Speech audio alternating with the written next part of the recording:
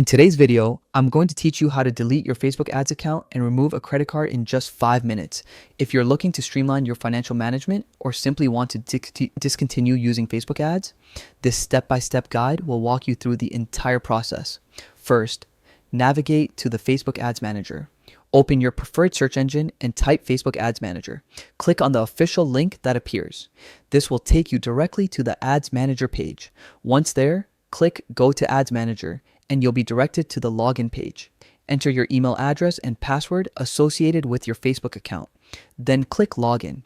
After signing in, you'll arrive at the main dashboard of your Ads Manager. Now, head over to the Campaigns dashboard.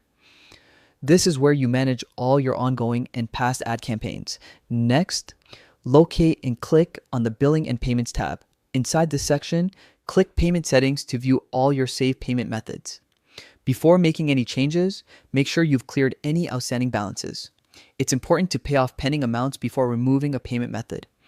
Once your account is clear, go to Payment Methods. Here, you'll see a list of credit cards linked to your account.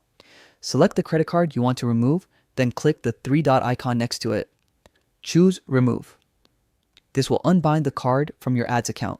With the credit card removed, it's time to deactivate your ad account. To do this, go to Ad Account Settings, then scroll to the section labeled Business Payments. You'll find an option to deactivate ad account.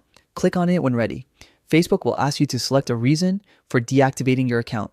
Choose the option that best fits your situation, then confirm by clicking Deactivate Ad Account once more. And that's it. You've successfully removed a credit card from your Facebook ads account and deactivated the account itself. This simple process not only helps you stay organized financially, but also ensures you won't be billed for unwanted ads. Thanks for watching. If this video helped you, don't forget to subscribe for more tutorials. And if you have any questions or need further clarification, feel free to leave a comment below.